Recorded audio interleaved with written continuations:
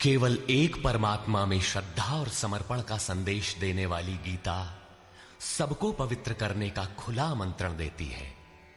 सृष्टि में कहीं भी रहने वाले अमीर अथवा गरीब, कुलीन तथा आदिवासी, पुण्यात्मा और पापी, स्त्री और पुरुष, सदाचारी एवं अत्यंत दुराचारी, सबका इसमें प्रवेश है। विशेषकर गीता पापियों के ही उद्धार का सुगम पथ बताती है। पुण्यात्मा तो भजते ही हैं। प्रस्तुत है उसी गीता की अद्वितीय व्याख्या यथार्थ गीता का कैसेट प्रसारण।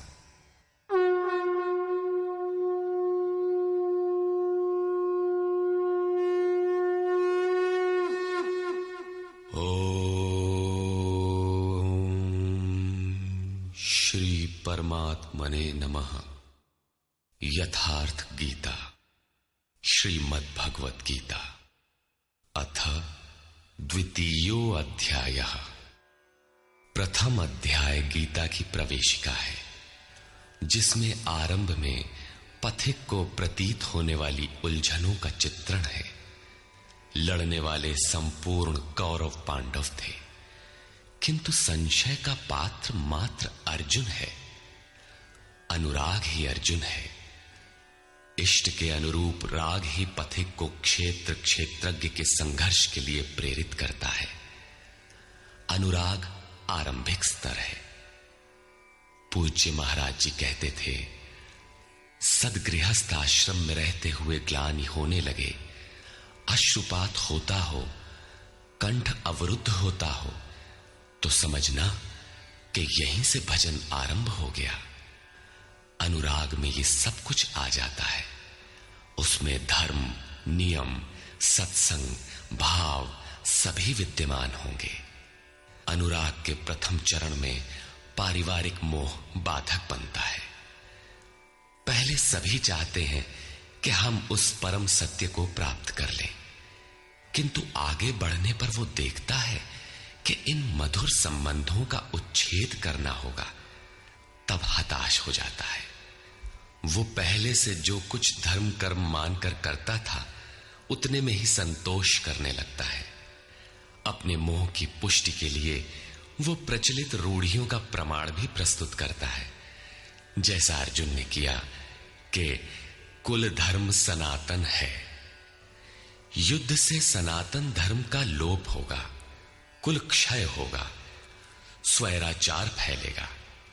ये अर्जुन का उत्तर नहीं था, बल्कि सद्गुरु के सान्निध्य से पूर्व की अपनाई गई एक कुरीति मात्र थी। इन्हीं कुरीतियों में फंसकर मनुष्य पृथक पृथक धर्म, अनेक संप्रदाय, छोटे बड़े गुट और असंख्य जातियों की रचना कर लेता है। कोई नाक दबाता है, कोई कान फाड़ता है। किसी के छूने से धर्म नष्ट होता है, तो कहीं रोटी पानी से धर्म नष्ट होता है। तो क्या अछूत या छूने वालों का दोष है? कदापि नहीं। दोष हमारे भ्रमदाताओं का है। धर्म के नाम पर हम कुरीति के शिकार हैं, इसलिए दोष हमारा है। महात्मा बुद्ध के समय में केश कंबल एक संप्रदाय था, जिसमें केश को बढ़ाकर कंबल की तरह प्रयोग करने को पूर्णता का मानदंड माना जाता था। कोई गोव्रतिक गाय की भांति रहने वाला था, तो कोई कुक्कुरव्रतिक कुत्ते की तरह खाने पीने रहने वाला था। ब्रह्म विद्या का इनसे कोई संबंध नहीं है। संप्रदाय और कुरीतियां पहले भी थीं, आज भी हैं। ठीक इसी प्रकार कृष्ण काल में भी संप्रदाय थे, कुरीतियां थीं। उनमें से एकाध कुरीति का शिकार अर्जुन भी था। उसने 4 तर्क प्रस्तुत किए। 1, ऐसे युद्ध से सनातन धर्म नष्ट हो जाएगा। 2, वर्ण संकर पैदा होगा। 3, पिंडोदक क्रिया लोप होगी। और 4, हम लोग कुलक्षय द्वारा महान पाप करने को उद्यत हुए हैं। इस पर योगेश्वर श्री कृष्ण ने कहा, संजय उवाच।